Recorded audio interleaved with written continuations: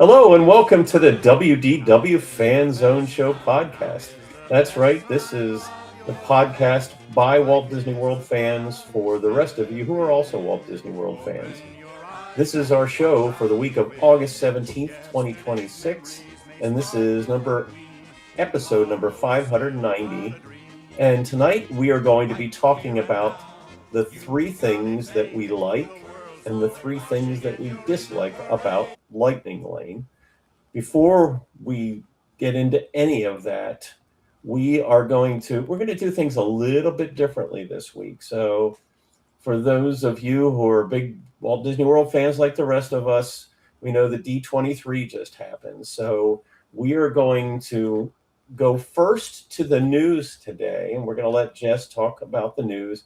And after the news is finished, I've got a question for each of our hosts related to D23. So welcome. Let's go ahead and get started with the show. And Jess, what's happening in Disney? All right. Oh boy. So D23 always gives us brand new news and sometimes updates for old news. But I do have things that were announced. I don't have exactly everything, but you can always check any Disney website.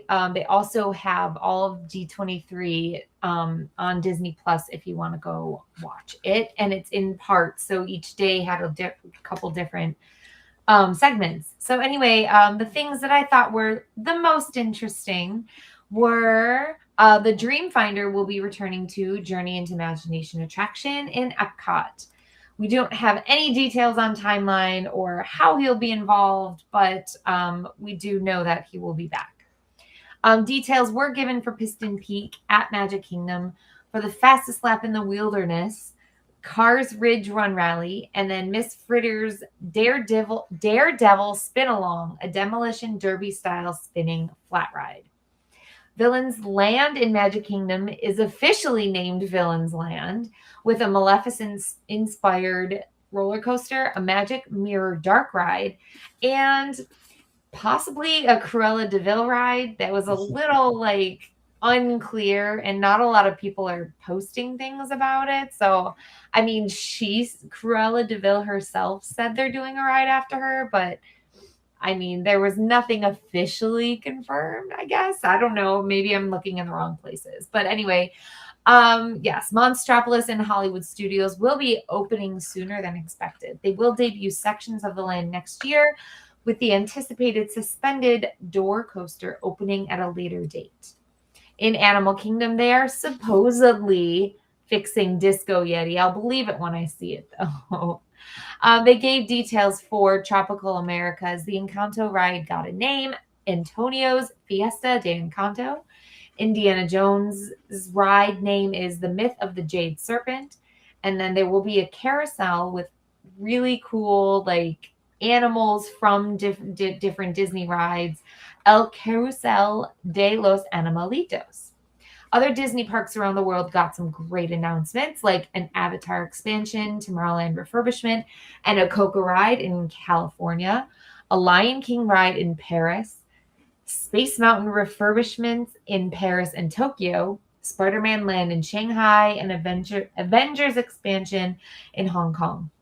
Disney Cruise Line also revealed Disney Believe, and 4 more ships being added.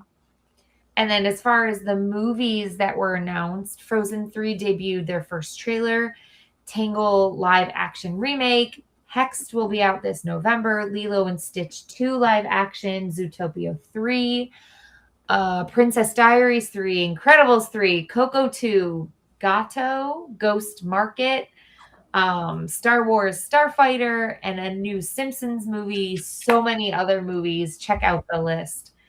I'm going to stop right there for the news. So don't forget to check park hours, showtimes, and attraction closures before planning your trip. Check again once you arrive to see if they change, because they do, and sometimes without much warning. The Walt Disney World area is expecting summer weather patterns with hot days and warm nights, with pop-up showers and storms literally any moment. This week in Disney history, this is a good one. August 16th, 1955. Disneyland opened Dumbo the Flying Elephant 1 month after its opening day. That is the latest Disney news, straight to you from Central Florida. Back to you, John. Cool. Thank you, Jen. Yeah, my goodness. D23, the ultimate fan event now, always Yes. has so much news, so many, and I like that we got the updates along with the things we didn't know about, because Yes, they've announced definitely. things in past D23s. It's good to hear how things are going. I liked how they showed the construction, like in Yes. Monstropolis or in Tropical Americas or even in Piston Peak. It was cool that they showed the construction and heard them talking about, if you're there in Big Thunder Mountain Railroad, you can see all of this going on yourself. Yes, you can. So if you're in line and you're kind of in that back area, it was at night, so I couldn't see a lot, but you can see like the excavators already out there. So I plan to go on that during the day sometime so I can see more. But So what I'd like to ask our host and Jess before she leaves from the news, and that is, what was one thing that you found interesting, really interesting, and there's so much that was there, but just one thing that you found pretty interesting from the things you heard. So Jess, go ahead and let us know what you kind of honed in on. So I'm not even going to talk about what I found out. It's like all of the performances. Because they put it on Disney Plus now, you're able to see a lot of it, and I didn't know how much, especially of all the performances that they did. There was really cool. They had a lot of the voices of the Disney princesses there, and they performed like a big medley together, and that was absolutely beautiful. Just seeing like Jodie Benson, the voice of Ariel, Lea Salonga, the voice of Jasmine and Mulan, and then Ailey Cravalho, like all the princesses and the voices, just all there. We're missing a couple of them, but it was just really cool to see two Ariels at once singing. And so it was just, all the performances and how they made it very magical for the guests and the fans. So that was my favorite part. Cool. Darlene, what's something that stood out to you? I think the fact with seeing the ships and the little tease that they did, but saying that they were going to be different sizes, that the one ship will be in between. And I was very happy about that. Yeah. I'll be happier still if they have a track that goes the whole way around and you don't right. I know. I liked who they picked for the ship with Tinkerbell and Buzz and Woody. Yeah. Buzz and Woody. And then I know my grandson loves Moana, so they're going to have to go to see that one. I totally guessed that it was going to be Tinkerbell. Like right before, I'm like, it's going to be Tinkerbell, because believe. Yeah, you've got to believe. Yeah, you got to believe. Yep, exactly. Yeah. My wife was happy that Hey Hey was on Pua's head. Yeah. We already have Hey Hey on some ships, so you can see Hey Hey on the Treasure. But it'll be cool to see him right there with Moana and Pua in the lobby, I believe. Kurt, what was something that you picked up on? How can you not be excited that they're bringing the Dreamfinder back? Finally, the Journey into Imagination. Yeah. So that, I wish we had more information. Are they going to change it? Is it going to be a longer show like it used to be? Is it going to be the same as it was? They can expand that track. I'm looking forward to see what they do. Yeah, it sounds like they're at decision-making time, but they're still blue sky and things yet. So exactly. Yeah. So like I said earlier, we got updates on things that were announced before. We're going to have to wait for a year or two to get those updates. I forgot to announce something. They are updating Spaceship Earth as well. That's right. Oh, yes. Yes, they are. Yes, they are updating Spaceship Earth. So that's not something that talking about connections and not just communication. Right. Yes. Right. One thing that I picked up, there's so many things, but one thing I picked up on is just kind of a guilty little pleasure. I'm a Pixar Cars fan, and said before, I'm looking forward to Piston Peak, but I love the idea of a Miss Fritter audio animatronic, a bus-sized animatronic, and she was such a cool character in Cars 3. I'm looking forward to seeing. I know that that's going to be more of a family ride, but I'm looking forward to getting on there along with the Ridge ride as well. So That's great. all You right. think she'll have corn fritters? Well, I'm assuming she's still going to have those saw blades that are spinning on the outside to tear up the cars. I'm hoping for Cozy Cones to come this way. Well, you know what? I don't know how, because Cozy Cone is a Radiator Springs thing, Oh, that's and here we're talking about Piston Peak, National Park. But that idea, if they have some kind of uniquely themed food outlets that fit into a national park thing, then Yeah. like a national park cafeteria or something like that. Mhm. Yeah. I don't think Cozy Cone's going to fit. Yeah. All right. Well, Jess, thank you so much for picking up on reporting on all of that. And we've all got a lot to look forward. And then hopefully in the not too distant future, we'll have the panel here weigh in on some of the things that we heard and get into a little more discussion then. All right. We'll see you real soon. See you soon. All right. Well, let's talk about our topic today. So Lightning Lane has been around for a while now. It's been around for a couple of years. Gosh, I don't even know how many years it's been. And it's one of, at least to me, it's one of those love-hate kinds of things. So I'd like to talk today about 3 of the things that we each like about Lightning Lane and 3 of the things that we don't like so much about it. Before we go around and talk about that, I just want to get a feel for how much and how each of us leverages or doesn't leverage Lightning Lane in their touring, because we each tour different ways. So Darlene, you're an annual pass holder, you're local. Do you ever purchase Lightning Lane, I've either only multi or single? I've only used it twice, and that was because I was included with somebody else. Okay. Um, Is that multi-pass or? it was a multi-pass. Okay. So I didn't have to really worry about it. Being local, if I can't get on a ride one day, Right. I don't bother. Yeah. And I'll go into my pros and cons on, Yeah. that's the way Yeah. Each of the likes and dislikes are going to be very Yeah. personal. There's no doubt about it. Yeah. But just wanted to set the stage for everybody here. Yeah, I'm a girl that'll wait. The last time, like I said, we were at the park was 2 weeks ago, I think now, and or 3 weeks ago, and waits were 30, 40 minutes, 45, 50. I don't mind standing in line. Yeah. Well, and it's not like you're trying to get on 10 attractions when you No. go to the parks, but No, but I think we got 6 in that day, Okay. so that was good. Yeah. I mean, gee. Kurt, so when you visit with your family, what or how do you use? I've heard you say before you have used Lightning Lane. So Mhm. how do you tend to leverage it for your trips? Well, to begin with, it was introduced in August of 21 and implemented in October of 21 Okay. as part of their itinerary planning. We use the multi-pass. We do not use individual Lightning Lanes. Okay. So, and we do it. We always say we're not going to do it as much, and then we end up just getting it for every day. And quite honestly, on the last trip, there's a couple parks we probably didn't need it in, but we used it anyways.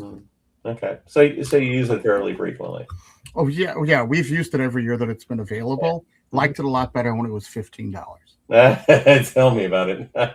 I'm sure we'll touch on that in our likes. Well, I'm sorry, maybe in the other half. Okay.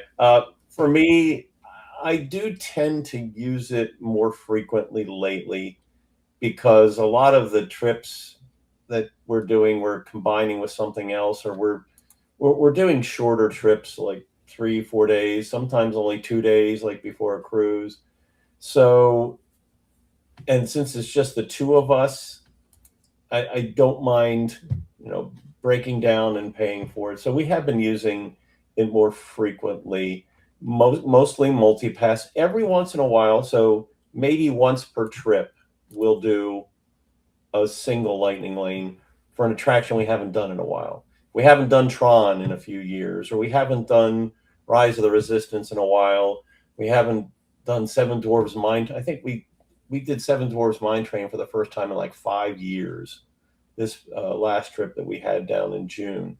So if we'll maybe do one single lightning lane for an attraction that the lines are really long when we're there for that trip, and we haven't done it in a while. So we do a mix of it, certainly mostly multi-pass, but we'll talk about the likes and the dislikes and get into a little bit more about that. So starting with Darlene. So let's start with a positive. And what is one of the things that you like about Lightning Lane? I'm sorry. One quick thing. So just to level set, in case any of our listeners or anybody watching doesn't use it and is not as familiar with it, Lightning Lane's broken down into two different pieces. There's a single Lightning Lane, which is typically one attraction per park, and you pay a specific price just for that attraction. That attraction, for Lightning Lane, is only single Lightning Lane. It is not part of the multi-pass Lightning Lane. Multi-pass is a larger number of attractions within a park, and the parks typically have tiers. So similar to what used to be with the fast passes, there'd be tier 1, tier 2, and if you buy a multi-pass, it depends on what park you're starting in, how much the cost is going to be. Magic Kingdom is more expensive, but if you have two attractions that are in tier 1, you can only pick one of those. If you're planning them ahead of time, so you can plan them. Is it 1 week ahead of time if you're staying on property? 7 days. And then, Darlene, how far ahead of time can you book a Lightning Lane if you're going to go in, or recently? I looked today just for is it giggles. 3 days? Just for giggles. 3 days. And today's Monday, Tuesday, Wednesday, Thursday, 3 days. Yeah, so 3 days. If you don't have a resort reservation, either book through Disney or DVC points. Either way, that'll work. Yeah. And I could book Saturday as well. We're going for Hollywood, so I wanted to just see what the pricing difference was. Well, like tomorrow, the Magic Kingdom for the multi-pass is $29. It's For 30 the single rider pass, for the single rider Tron is $20. 20. Wow. Mm-hmm. Yeah, it all depends. It all depends on what they expect the crowds to be. It changes all over the place. Day by day, week by week. But 32 on Wednesday. So, Darlene, what is one thing that you like about Lightning Lane for you and the way that you go? Well, with the multi, I would do more than the Lightning Lane probably. Would be 3 picks for the popular rides like we used to be able to do. So you like the fact that you can book 3? Correct. Okay. Mm-hmm. And then after you use the 3, you can always book another one. Or so after you use one, you can book another one. Right. Yeah. As soon as you go through the turnstile or the tap, you can. If you can find one, but that's a whole nother story. Yeah. So once you tap in, you can start booking it ahead. Yeah. So you like the fact that you have 3 with the opportunity to get even more. Correct. So you get to use it on hopefully a good number in a park for a day. Correct. Okay.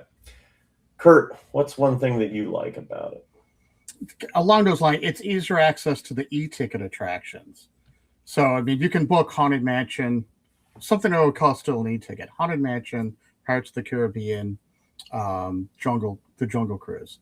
So, Jungle Cruise is really hard to get into sometimes. So, it's nice grabbing that one early. And then, as soon as you book your first one, so even if there's a top tier, as soon as you've booked As soon as you have used your first one, you can book another You're one. trying to take one of my likes away. Thank you.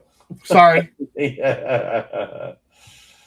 Well, you know what? So I'm just gonna expound upon that, and that was one of my likes is that, and so it's gonna be kind of a twofer here because of that. So as soon as you go through the taps, like we said, you can book a tier one, even if the one you used wasn't a tier one. Correct. So as soon as you use one, you can only if you booked a tier one as part of the three that if you did book ahead of time, as soon as you go through those first taps, you can book a tier one. Now a lot of times the tier ones, their times are either gone, at the beginning of the day, or they're well out into the afternoon. During the evening. Yeah. But it is a good thing you're able to. And so I said I was going to do a twofer because I'm overlapping with you. But the other thing that I like is when you use your first lightning lane of the multi-pass, you can book one in another park. So Also true. if you're in the Magic Kingdom, which can be to your advantage. So we've said before that, and you hinted at this, Kurt, that it's not always, some parks are not as good for using lightning lanes as other. But if you go to a park that's good for using a lightning lane like Magic Kingdom, and as soon as you go into your first lightning lane attraction at the Magic Kingdom, you could book something at Epcot. Correct. Or you could book something at Animal Kingdom if you're going to go to that park later in the day. So I like that you can go to another park and you've only used one of your lightning lanes so far. So that's my first like. All right, let's take a look at the other side of it here, and we'll come back to some more likes. But Darlene, what's something that you don't like about lightning lane? The cost. Okay. That was the top of my list, but Was it? Yeah, I mean, I'm a girl who went to the park early in life, paid for my little, coupon booklet and got to go on rides, okay? Then I went to fast passes, and fast passes I thought were very fair. This cost for this thing is a little bit, I think, crazy. Yeah, we're living in the real world, absolutely, and the costs have gone up, but you know what? People still buy it, so that tells I you. know they do. That tells you there's the demand is still there even for the price, unfortunately. Yeah. Yeah. Okay, Kurt, what's something that you had that you don't like about? Well, let me expand on that, and it's something I just touched on. Surge pricing. So as we said, it's on tomorrow, which is August 18th. It's only $29. Likewise on Friday. However, on Wednesday, Thursday, and Saturday, it's $32. And the price went from 19 to 21 for Tron. So they are surging where they know they can get the money because they know it's going to be a busier day. You remember the days when a hotel was the same price any day of the year? Any day of the year. And it's how long has it been since that changed? And Lightning Lane didn't take so long to get there, did it? So how good do you feel that you bought Disney Vacation Club back when you bought Disney Vacation Club? Because our prices aren't surging. Well, right. We really don't. I mean, yes, we've always had you can use more points during this time than you can during this time. Yeah. But there's only a set number of points that can be used. And if they're up at one time, they're down at another time. Yeah. Well, right. So we have to use more points now for weekends and certain times of the year. But overall, the cost the points to use on rooms across the entire year can't go up. So like you say, that's to shift. So yes, overall, absolutely. I know that my value for the points has gone up because if you were going to book that with dollars out of your pocket, the rates on rooms have really, really gone up over time. Yep. Okay, so let me see. Something that I don't like, and I talked about this in my like, and that is I I don't like that in a lot of the parks there are there's I don't like it when I want to book lightning lanes, and two of the attractions I want to book are tier one. So I can't book them both ahead of time. I have to hope that when I go on my first attraction, I can book the second one. And I'm going to talk about something that I do like a little bit later on related to that. So I don't like when I want to book two attractions ahead of time and they are both tier one because I can't. So it's one of the restrictions, one of the limitations. So that is not a positive thing for me. It's a challenge I have to deal with. Okay, let's go back to the positive side again, Darlene. So, what's something else that you like about Lightning Lane? Well, you get on the ride faster because you're walking through a fast pass lane, a lightning lane, a multi-pass lane, whatever. You're getting up front faster than you would if you were waiting in that hour line. Hmm. Yeah.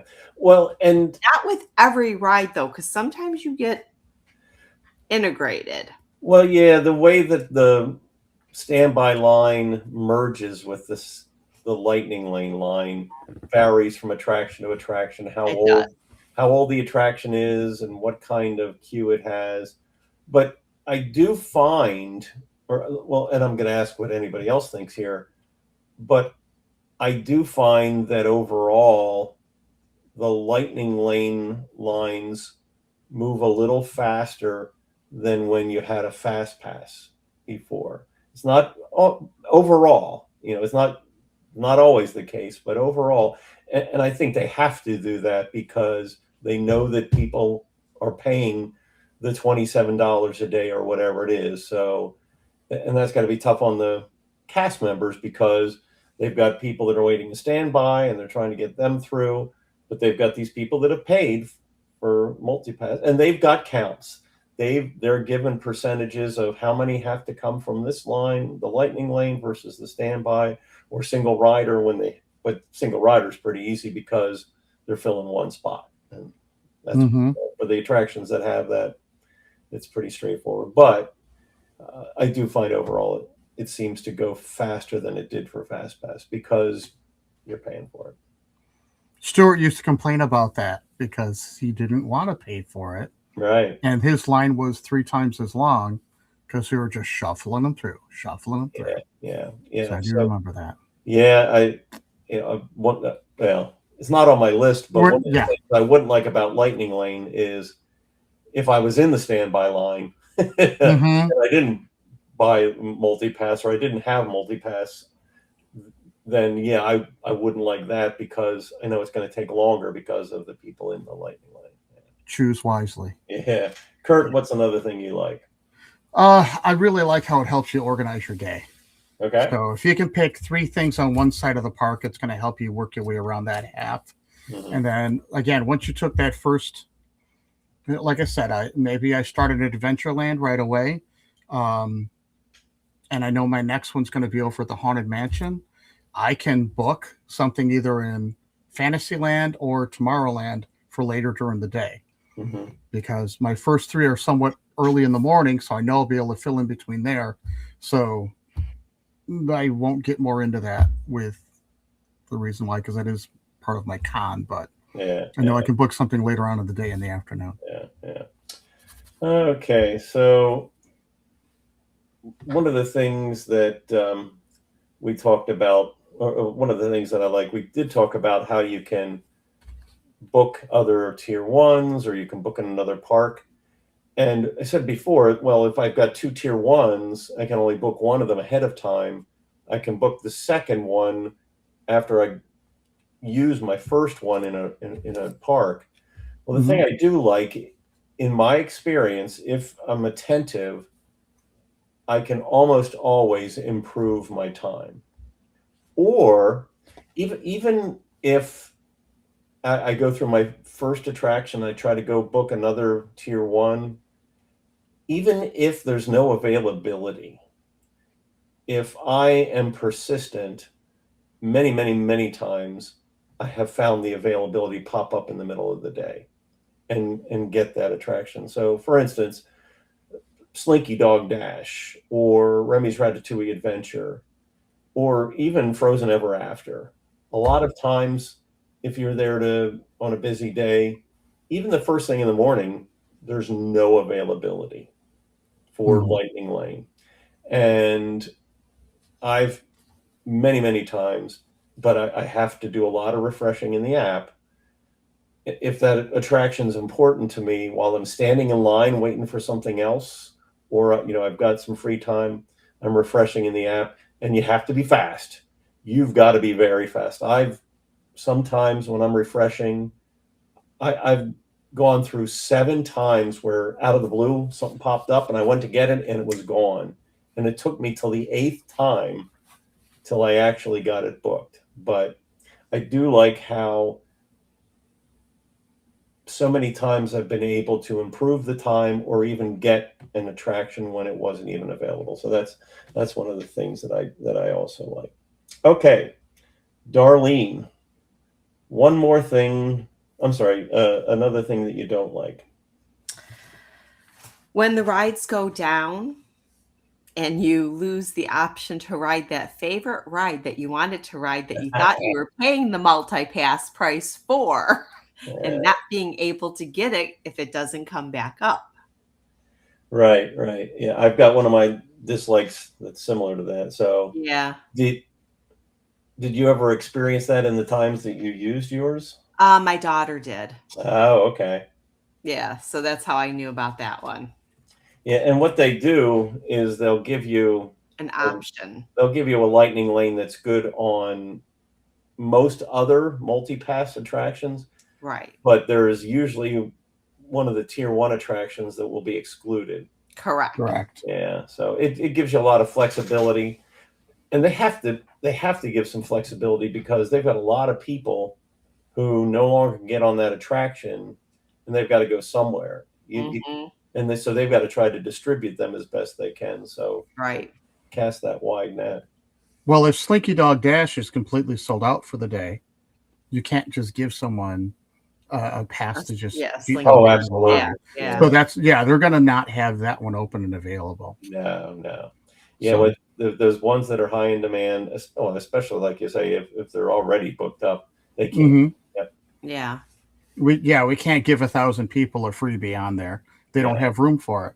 Yeah. Well, that would just make things worse. Not even for the people that are already waiting there, but for you too, because who knows, you'd probably never get in anyway. Yeah. Right. Yeah. All right, Kurt, another dislike from your perspective. Expounding on what I was kind of saying before about being able to move over. Well, yeah, there are occasions, because we don't show up until Sunday, where we have problem either finding an attraction because people booked them from Saturday, or the times when you want to ride it is like 6 o'clock at night. So you've got 3 of your multi-passes picked, and your third one is at 6 o'clock at night. It's annoying as we'll just leave it at that. Those are the ones that I'm always trying to change. You've got stuff booked early in the day, and especially if you want to park hop. So if you forget that. You can't park hop if you're or if you do park hop, you've got to come back again. Yep. And I agree, that's very annoying.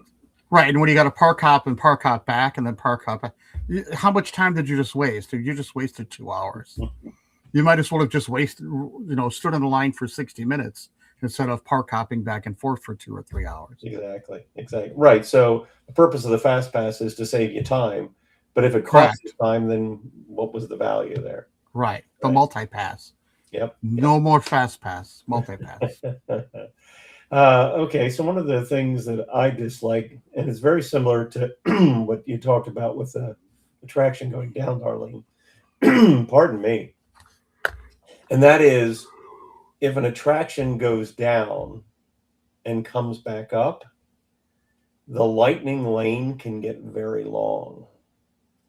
So Mhm. even after it's back up, so in a recent trip, I think it was back in February, we went to go to Buzz Lightyear, and we went to get to the lightning lane, and the line was the whole way across the courtyard towards Lunching Pad, and then they took it was so long they took us along the building, and we had to go back and forth in the between the bars and the lane outside, and I could tell that it was going to take at least 25 minutes to go through the Yeah. lightning lane, if not longer. And it was really hot. This was the last attraction before we were going back to the room after lunch, and we just let it go. We bypassed it when walked right out of the park again because the attraction had been down, and then when it came back up, all of these people that had the lightning lane, so they didn't get redistributed, they came back and they were all there at the same time, and so that can happen quite a bit, and that's definitely something that I don't like. I gotta ask, when you let it go, were you just like Elsa? Oh my gosh, no, there was no You know it singing. was coming. There was no singing going on when that was going on, not at all. Oh, alrighty. So let's go back to our last like. Darlene, I'm sure there could be more than three, but what's the last like you want to share here tonight?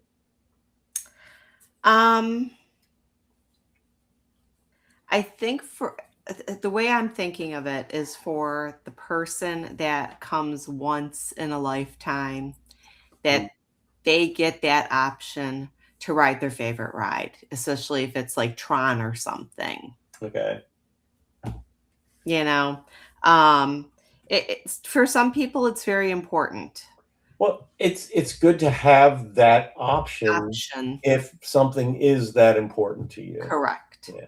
And hopefully it doesn't go down a Correct. half an hour before your time comes up. Yeah. Right? Yeah, absolutely. All right, Kurt, what's one more like that you have? So this is the like that I like better than Lightning Lane, and that's that instead of booking all this stuff 60 days out, where you run into the issues we were having with the things not available, things like that, and already booked 60 days out, and then people cancel. The people were cheating. They were booking into a resort early, making their Oh, 60 out license lightning lanes, and then canceling those reservations. right. So instead of that happening, it's only 7 days out. So it's 7 days out. There's not as many people that are. I mean, yeah, it's still hard at times to get into it, but you still might get into it. Again, when we tried to get into, it was Test Track, and it was a 6 o'clock Test Track because we couldn't get in any earlier. But we still were able to get in. When Mhm. it's 60 days out, there was no way you were getting in. For whatever reason, it just didn't happen. Yeah. Oh, right. For Fast Pass, it was a different Right. animal. Yeah. So I agree. If you're willing to get up early, that 7 days ahead of time, especially if you have a longer stay. So that's the other Mhm. thing that is a variable. And that's one of the challenges, like with a split stay. So if you're going for 4 days and you have 2 days in one resort and 2 days in another, you have two windows. And so it's 7 days from the first day. But if somebody's got a long stay, they can book lightning lanes for their entire stay. Mhm. So you end up, being further out from your last day than somebody that's got a shorter stay. Right, and we got burned on that with our last trip because my sister cannot go on the weekends because she's got the what is it, the pirate pass or the pix I think it's the party pirate pass, the Okay. second tier. Well, we took advantage of the 6 for the price of 4 ticket. So my son, my wife, and I all went in on Saturday. So a week ahead, we're booking, and we're like, why can't we get my sister to book? It's because we had to wait till the next day for her. We were able to get it for most of the attractions, but a couple of them it just didn't work. and luckily it was a couple of them that she just didn't want to go on. Yeah. It's the Pixie Pass because my husband Keith has the Pirate Pass and he can go on the weekends. Okay, then it's the Pixie Pass, whatever one it is that you can't go on the weekends. Yeah, it's the Pixie. A lot of people down here pick that one because they don't want to go on the weekends with all. Well, the only time she comes over is when she's with us now, anyways, and it's like $100 more. Yeah. So she goes, "I'll just see you Sunday night." Yeah, a lot of locals don't want to go on the weekends because it's busier. Correct. And if they can She go doesn't want the crowd. whenever they want to, you might as well go when the crowds are quiet. She finds when the shortest, she'll start looking ahead. Yeah. Here, this month, this is going to be the shortest day of the month. I'll go on that day. And then if it's bad weather, she just cancels it and she chooses another day. Yeah. Well, I was going to use my as having good access if you're there 7 days ahead of time. But since you just talked about that, Kurt, I am going to say I like not having to run around to a kiosk to get a slip for everyone I want. It's convenient. It's there in the app. Doesn't matter where I am. I can use the app, for another park or the park I'm in, and I don't have to run around to different locations. I don't have to run to where the attraction is to get the Lightning Lane. I can do it from wherever. So I think that's certainly more convenient in that regard versus FastPass was with a paper FastPass anyway. All right. So Darlene, we have one more question after this, but for the likes and dislikes, what's one more dislike that you have to finish up with?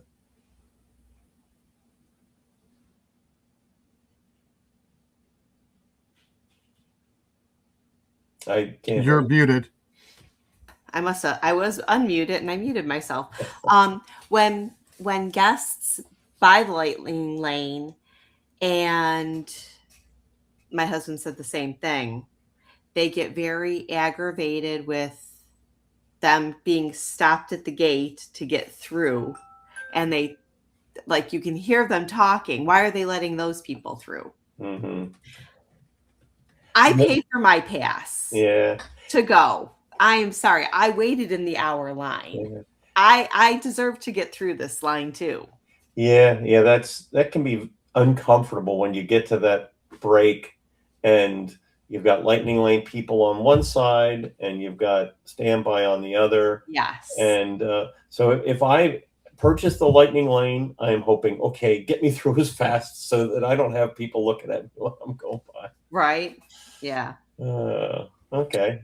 Headphones help with that. There you go. I'm just saying. And sunglasses. Yes. Yeah, we have sunglasses here. So they can't see your eyes and you can't hear them. All right, Kurt, one last thing that you don't like about Lightning Lane. I'm going to roll two into one here. I'm going to Okay. pull my Lumangello move here. Where I kind of feel like it's just another way to nickel and dime, especially when it's not enough to just get a multi-pass. But if you really want to ride that one really, really big attraction, you got to buy the individualized Lightning Lane. Yeah. So, and we just talked about it. I just showed you it's $31 for one pass, or $19 for the other, or $28 for one pass, and another $20 for the second one. That's $48 that you have to spend extra on top of the ticket that you just bought. Yeah. So that gets to be a bit pricey, especially if you bought an individual ticket for $200. And now you're spending another $120 for, or another, however much you're paying for. In that case, it was another $48. I'm thinking of going with a bunch of people though. So it feels like a nickel and dime situation at times. Well, it's a revenue generator, so you're. Mm-hmm. I wouldn't even say nickel and dime. it's worse than that. It's a revenue generator, and they're not the only park that's doing it, certainly. No. And the demand. So it's just like everything else. The demand is there. So once they found out that it was something that the guests wanted to spend money on, they were happy to take it. Yeah. I blame Universal because we did one day at Universal and they have their front of the line pass. Oh, right. So it's a front of the line for all the attractions except for Harry Potter. Right. And it was as much or more than the actual ticket. Yeah. And that was because of the time of year that we went. Yeah. And my wife said, "This is we don't come here often. Here's the one time. Boom, we're going to drop that money." Yeah. It hurt. Yeah. Well, so my last dislike is going to be kind of related to that. So we talked about multi-pass. Well, you can get a premier pass. Oh, my That God. is that front of the line. You know, it's better than Lightning Lane. It's more front of the line for basically every attraction in the park. So I don't like how those have been introduced now. And so you've got additional competition, and you know, the cast members have to cater to them, even if kind of ahead of the Lightning Lane. And I've never seen somebody, you know, that has one. I don't, you know, I don't know where they are in the line when that's happening, but it's one more variable, an aspect that is impacting Lightning Lane. And they're selling out of them. They're selling out of the premier passes.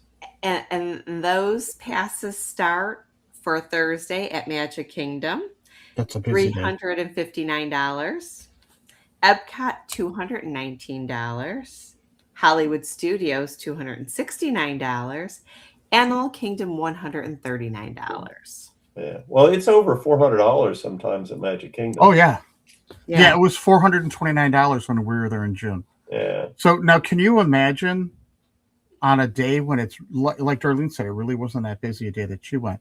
Darlene probably didn't go a lot of hours. I could go like opening to midday and then to closing and probably hit every attraction I wanted to hit without paying that extra, what would have been $429. Yeah. How ticked are you going to be? I mean, we'll go and do Animal Kingdom and hit everything we want to see and then realize we really didn't, you know, the line was only 20 minutes. Yeah, we walked on, but we only saved ourselves 20 minutes for this attraction. Yeah, I think you'd really need, I mean, I never even look at it, but I would think if there was some crazy time I really thought I needed it, I would have to be very judicious about it. And, Yeah. But no, I'm not even looking. So I don't even know if I won the $1 billion if I would be paying for that thing. I know. So really quickly, is there anything that you can think of offhand, Darlene, that you'd like to see them improve about Lightning Lane, or any suggestions you have? The one big thing I think is the distribution of how many passes they sell in a day, so that the day ticket people that can only afford a day ticket, or even like the annual pass people that come in. So not have as many Lightning Lanes. Yeah. Well, it will certainly impact people that are booking them, and we talked about, you know, getting later times. That's going to happen faster. But I agree and understand that's because I do feel bad for those people that, like you said, they pay $199 to get in, and if there's a party of 5 for one day, I mean, that's not fair to them either. Yeah, so maybe a better balance. Okay. Yeah, better balance. What's one thing that you would like to see change, or a suggestion you have? Oh, it'll never happen. Get rid of the surge prices and bring it back down to an affordable amount. Yeah. Bring it back down to $15 and let everyone buy it. Yeah.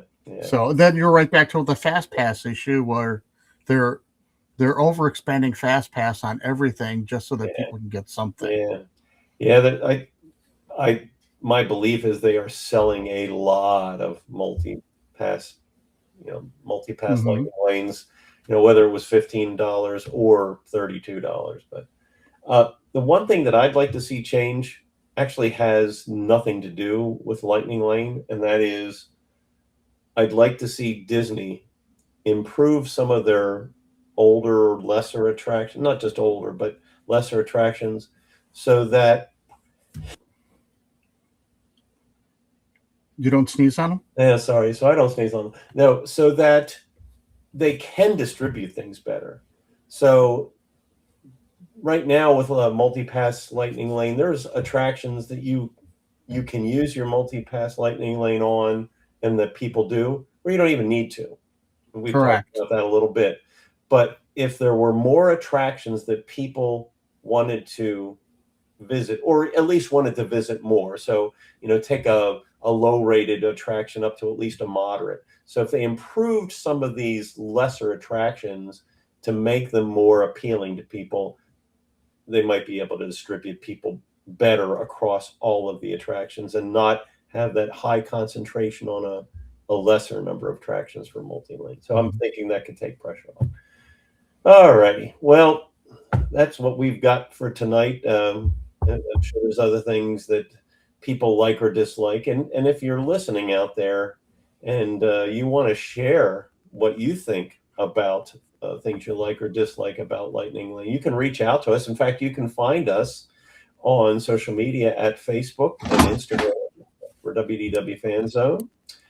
For connecting with us, finding out about us, you can go to our website at wdwfanzoneshow.com. If you want to watch the podcast, you can watch it on YouTube or listen to it. You can listen on Apple Podcasts, iHeartRadio, Amazon Music, and TuneIn Podcasts. But that's going to be it with what we had to talk about and catch up with D23 and our likes and dislikes about Lightning Lane. So let's sign off for now, folks. Good night, everybody. Have a magical night. Stay safe. Bring your umbrella, or not your umbrella, your poncho and your sunscreen and water. Lots of water. Well, this is not Lightning Lane related, but D23, one of the things, I did watch the panel on Disney Plus for Beauty and the Beast. Is it the 35th anniversary? Yeah, the 35th anniversary. So just going to sign off with Tale as old as time, song as old as rhyme, Beauty and the Beast, which I guess I can fill in for the Beast for tonight. So thanks everybody for listening, whether it's your first time or you're coming back. Hope to see you again next time. And that's the start. He follows his dream with mind and heart. When it becomes a reality, it's a dream come true for you and me. So there's a great, big, beautiful tomorrow shining at the end of every day. There's a great, big, beautiful tomorrow, just a dream of